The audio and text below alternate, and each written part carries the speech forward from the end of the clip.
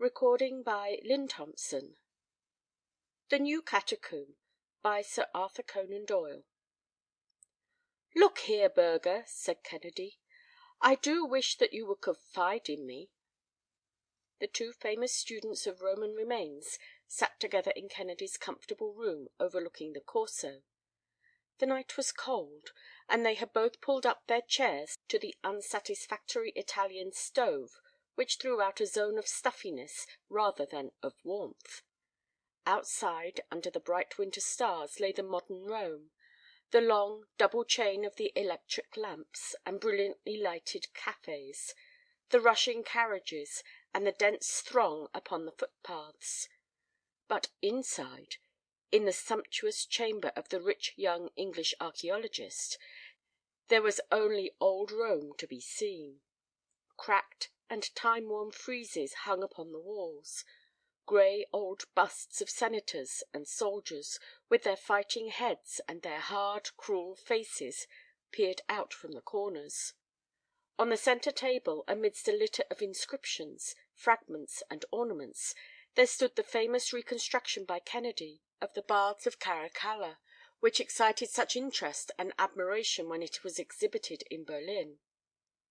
Amphoræ hung from the ceiling, and a litter of curiosities strewed the rich red Turkey carpet. And of them all there was not one which was not of the most unimpeachable authenticity, and of the utmost rarity and value.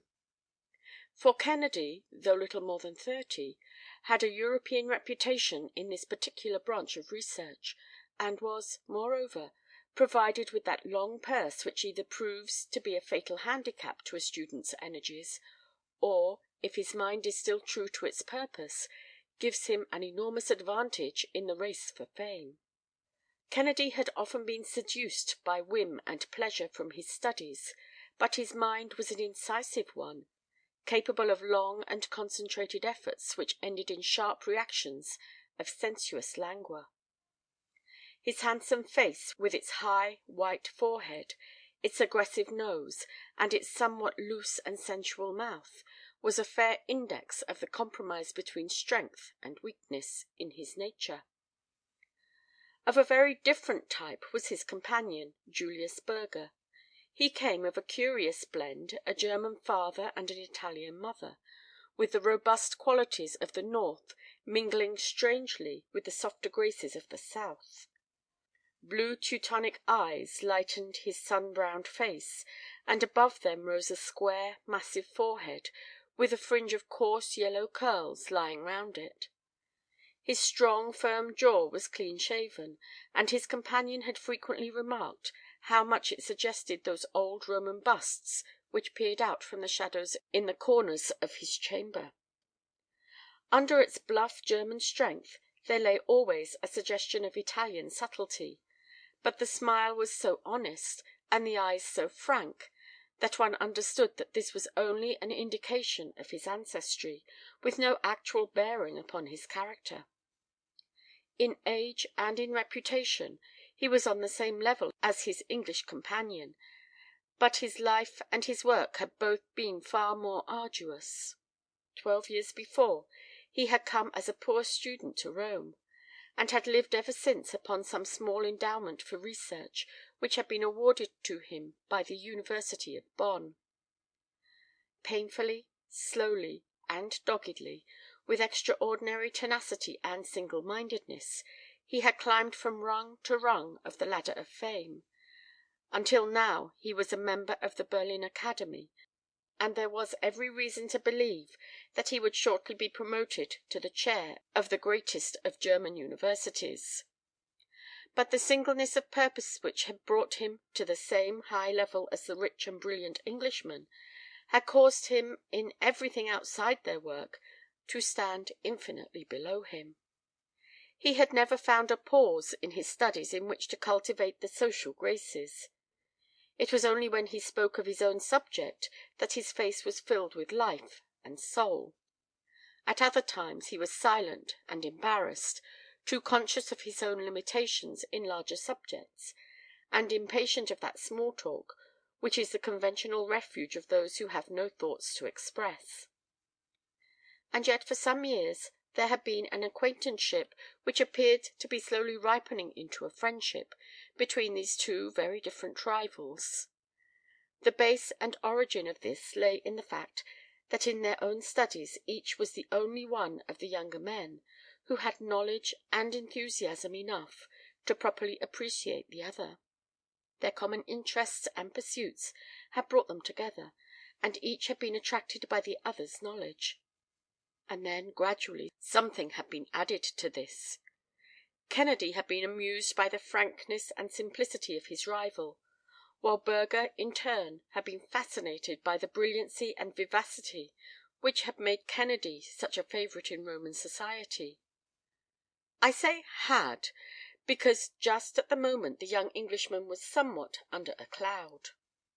A love affair, the details of which had never quite come out, had indicated a heartlessness and callousness upon his part which shocked many of his friends. But in the bachelor circles of students and artists in which he preferred to move, there is no very rigid code of honour in such matters, and though a head might be shaken or a pair of shoulders shrugged over the flight of two and the return of one, the general sentiment was probably one of curiosity, and perhaps of envy, rather than of reprobation. "Look here, Burger," said Kennedy, looking hard at the placid face of his companion, "I do wish that you would confide in me." As he spoke, he waved his hand in the direction of a rug which lay upon the floor. On the rug stood a long, shallow fruit-basket of the light wicker-work which is used in the Campagna, and this was heaped with a litter of objects, inscribed tiles, broken inscriptions, cracked mosaics, torn papyri, rusty metal ornaments, which to the uninitiated might have seemed to have come straight from a dustman's bin, but which a specialist would have speedily recognized as unique of their kind. The pile of odds and ends in the flat wicker-work basket supplied exactly one of those missing links of social development which are of such interest to the student. It was the German who had brought them in, and the Englishman's eyes were hungry as he looked at them. "I won't interfere with your treasure trove, but I should very much like to hear about it," he continued, while Burger very deliberately lit a cigar. "It is evidently a discovery of the first importance. These inscriptions will make a sensation throughout Europe." "For every one here there are a million there," said the German. "There are so many that a dozen savants might spend a lifetime over them, and build up a reputation as solid as the castle of St. Angelo." Kennedy sat thinking, with his fine forehead wrinkled and his fingers playing with his long fair moustache. "You have given yourself away, Burger," he said at last. "Your words can only apply to one thing. You have discovered a new catacomb." "I had no doubt that you had already come to that conclusion from an examination of those objects." "Well, they certainly appeared to indicate it, but your last remarks make it certain. There is no place except a catacomb which could contain so vast a store of relics as you describe." "Quite so. There is no mystery about that. I have discovered a new catacomb." "Where?" "Ah, that is my secret, my dear Kennedy. Suffice it that it is so situated that there is not one chance in a million of any one else coming upon it. Its date is different from that of any known catacomb, and it has been reserved for the burial of the highest Christians, so that the remains and the relics are quite different from anything which has ever been seen before. If I was not aware of your knowledge and of your energy, my friend, I would not hesitate, under the pledge of secrecy, to tell you everything about it. But as it is, I think that I must certainly prepare my own report of the matter before I expose myself to such formidable competition." Kennedy loved his subject with a love which was almost a mania, a love which held him true to it, amidst all the distractions which come to a wealthy and dissipated young man. He had ambition, but his ambition was secondary to his mere abstract joy and interest in everything which concerned the old life and history of the city. He yearned to see this new underworld which his companion had discovered. "Look here, Burger," he said earnestly, "I assure you that you can trust me most implicitly in the matter. Nothing would induce me to put pen to paper about anything which I see until I have your express permission. I quite understand your feeling, and I think it is most natural, but you have really nothing whatever to fear from me. On the other hand, if you don't tell me, I shall make a systematic search, and I shall most certainly discover it. In that case, of course, I should make what use I liked of it, since I should be under no obligation to you." Burger smiled thoughtfully over his cigar. "I have noticed, friend Kennedy," said he, "that when I want information over any point, you are not always so ready to supply it." "When did you ever ask me anything that I did not tell you? You remember, for example, my giving you the material for your paper about the Temple of the Vestals." "Ah, well, that was not a matter of much importance. If I were to question you upon some intimate thing, would you give me an answer, I wonder? This new catacomb is a very intimate thing to me, and I should certainly expect some sign of confidence in return." "What you are driving at I cannot imagine," said the Englishman. "But if you mean that you will answer my question about the catacomb if I answer any question which you may put to me, I can assure you that I will certainly do so." "Well, then," said Burger, leaning luxuriously back in his settee, and puffing a blue tree of cigar smoke into the air, "tell me about your relations with Miss Mary Saunderson." Kennedy sprang up in his chair, and glared angrily at his impassive companion. "What the devil do you mean?" he cried. "What sort of a question is this? You mean it as a joke, but you never made a worse one." "No, I don't mean it as a joke," said Burger, simply. "I am really rather interested in the details of the matter. I don't know much about the world and women and social life and that sort of thing, and such an incident has the fascination of the unknown for me. I know you, and I know her by sight. I had even spoken to her once or twice. I should very much like to hear from your own lips exactly what it was which occurred between you." "I won't tell you a word." "That's all right. It was only my whim to see if you would give up a secret as easily as you expected me to give up my secret of the new catacomb. You wouldn't, and I didn't expect you to. But why should you expect otherwise of me? There's St. John's clock striking 10. It is quite time that I was going home." "No, wait a bit, Burger," said Kennedy. "This is really a ridiculous caprice of yours to wish to know about an old love affair which has burned out months ago. You know we look upon a man who kisses and tells as the greatest coward and villain possible." "Certainly," said the German, gathering up his basket of curiosities. "When he tells anything about a girl which is previously unknown, he must be so. But in this case, as you must be aware, it was a public matter which was the common talk of Rome, so that you are not really doing Miss Mary Saunderson any injury by discussing her case with me. But still, I respect your scruples, and so good night." "Wait a bit, Burger," said Kennedy, laying his hand upon the other's arm. "I am very keen upon this catacomb business, and I can't let it drop quite so easily. Would you mind asking me something else in return, something not quite so eccentric this time?" "No, no, you have refused, and there is an end to it," said Burger, with his basket on his arm. "No doubt you are quite right not to answer, and no doubt I am quite right also. And so again, my dear Kennedy, good night." The Englishman watched Burger cross the room, and he had his hand on the handle of the door before his host sprang up with the air of a man who is making the best of that which cannot be helped. "Hold on, old fellow," said he. "I think you are behaving in a most ridiculous fashion. But still, if it is your condition, I suppose that I must submit to it. I hate saying anything about a girl, but, as you say, it is all over Rome, and I don't suppose I can tell you anything which you do not know already. What was it you wanted to know?"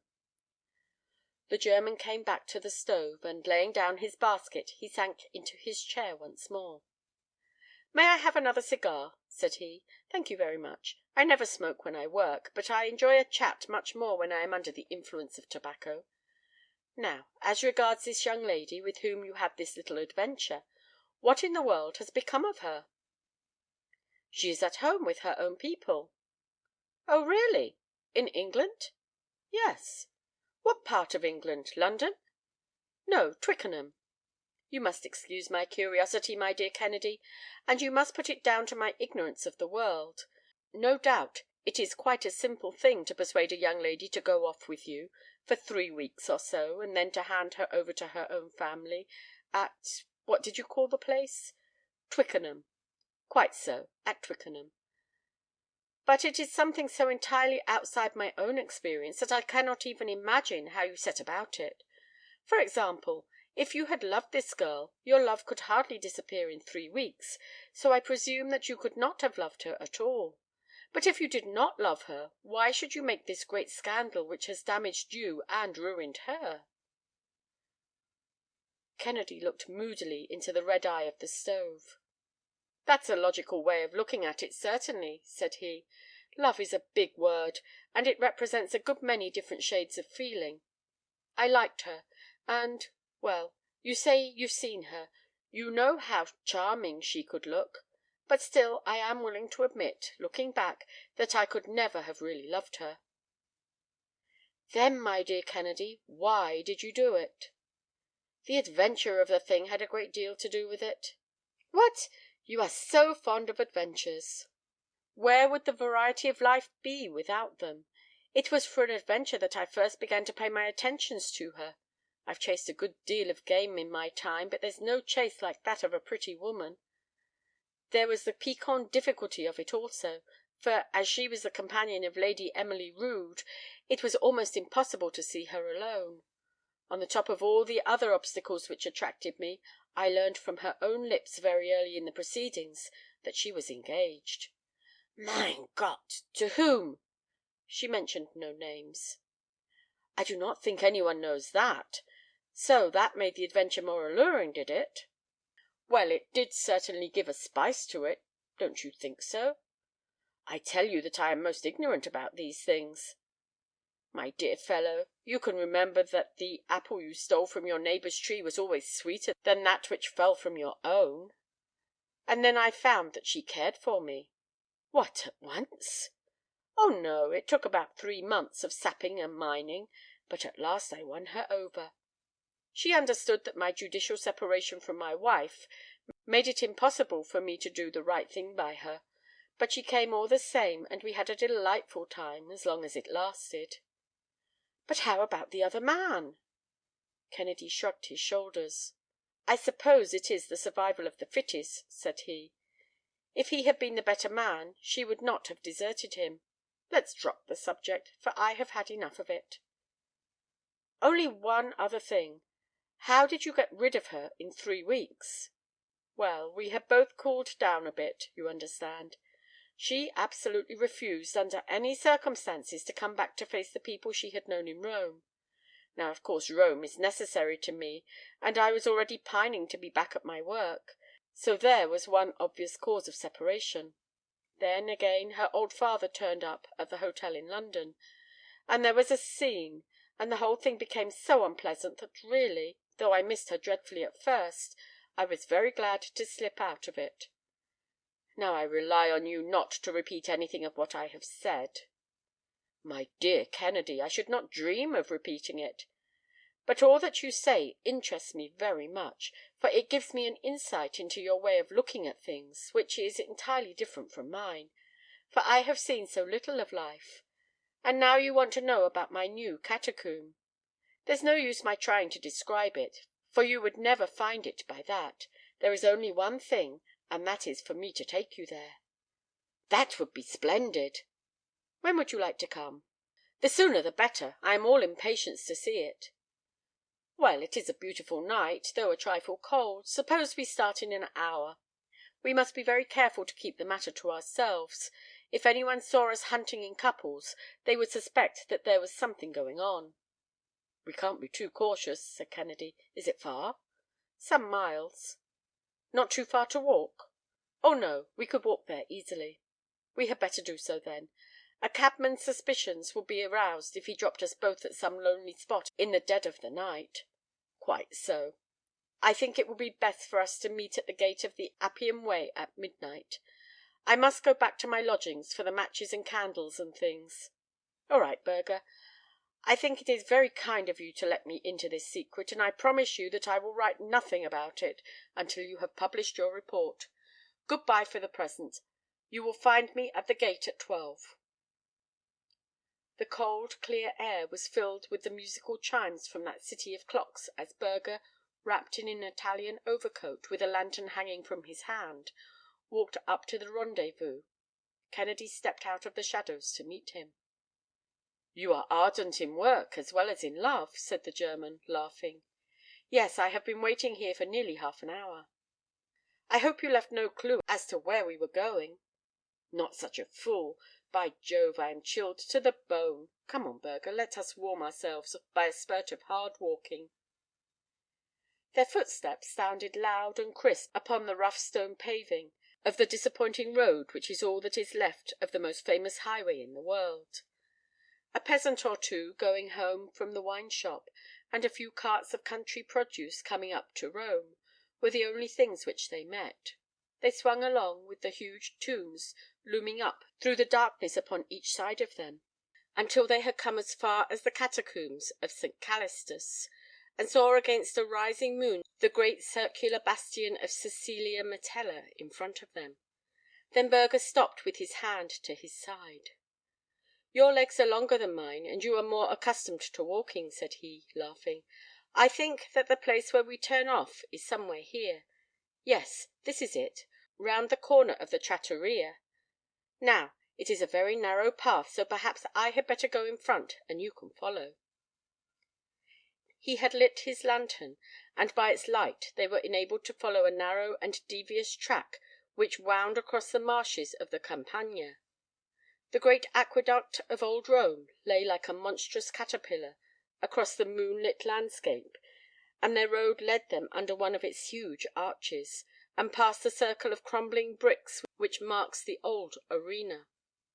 At last Burger stopped at a solitary wooden cow-house, and he drew a key from his pocket.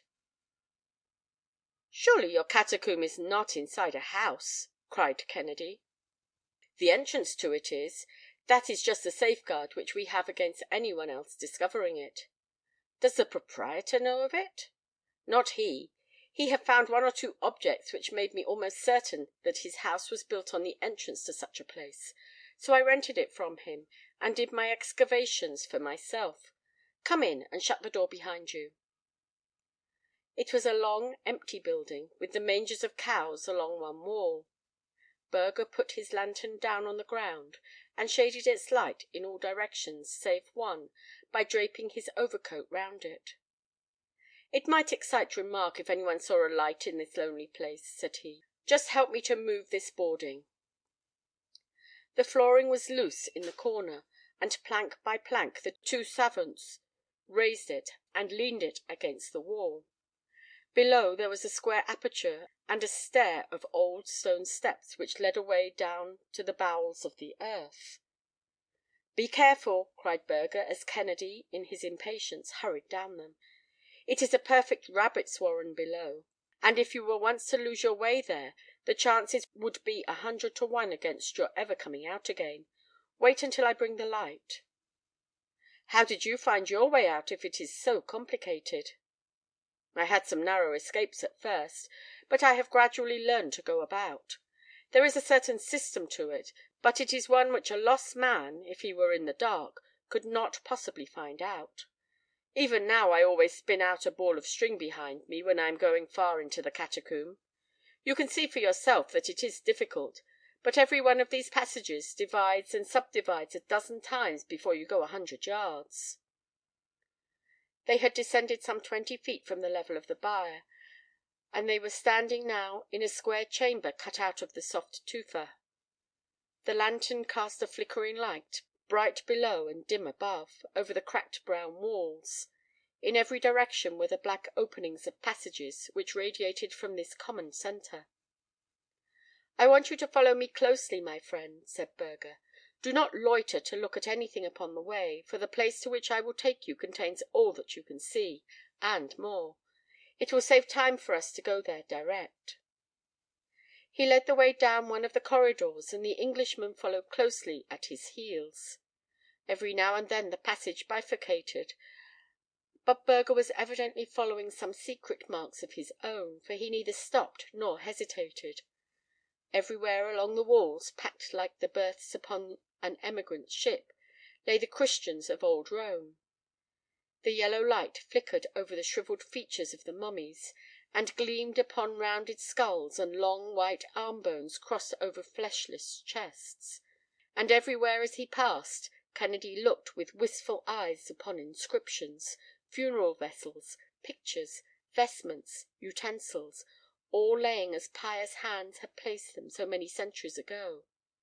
It was apparent to him, even in those hurried, passing glances, that this was the earliest and finest of the catacombs, containing such a storehouse of Roman remains as had never before come at one time under the observation of the student. "What would happen if the light went out?" he asked, as they hurried onwards. "I have a spare candle and a box of matches in my pocket. By the way, Kennedy, have you any matches?" "No, you had better give me some." "Oh, that is all right. There is no chance of our separating." "How far are we going? It seems to me that we have walked at least a quarter of a mile." "More than that, I think. There is really no limit to the tombs. At least, I have never been able to find any. This is a very difficult place, so I think that I will use our ball of string." He fastened one end of it to a projecting stone, and he carried the coil in the breast of his coat, paying it out as he advanced.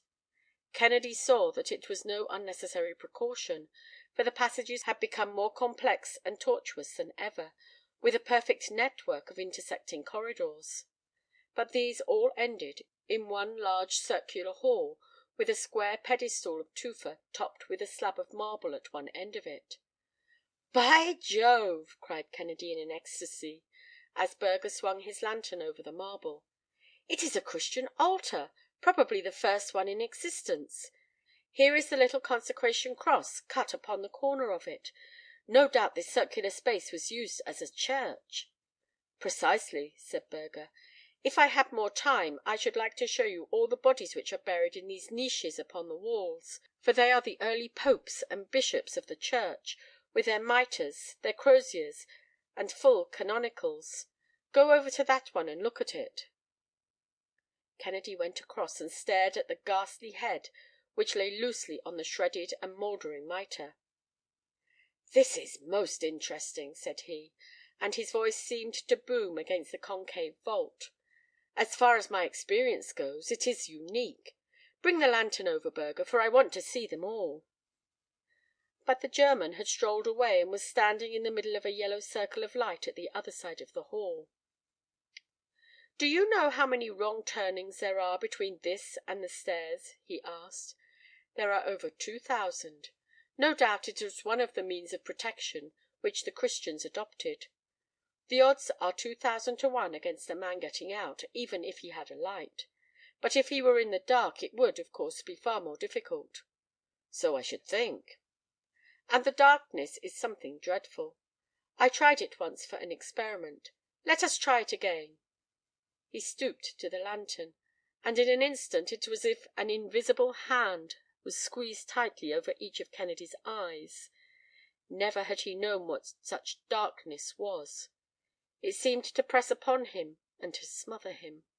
It was a solid obstacle against which the body shrank from advancing. He put his hands out to push it back from him. "That will do, Burger," said he. "Let's have the light again."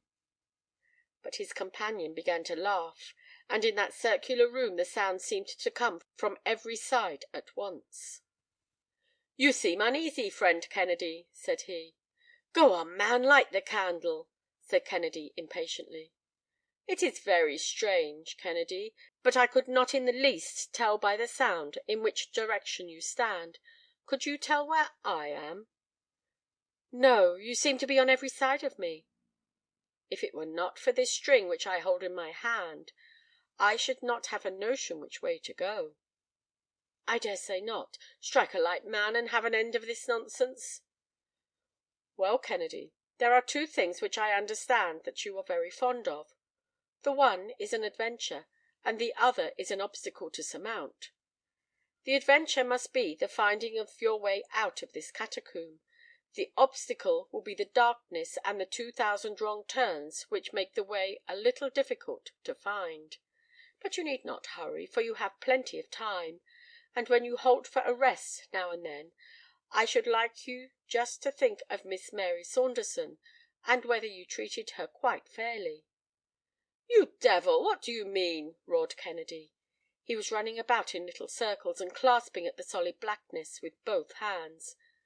"Good–bye," said the mocking voice, and it was already at some distance. "I really do not think, Kennedy, even by your own showing, that you did the right thing by that girl.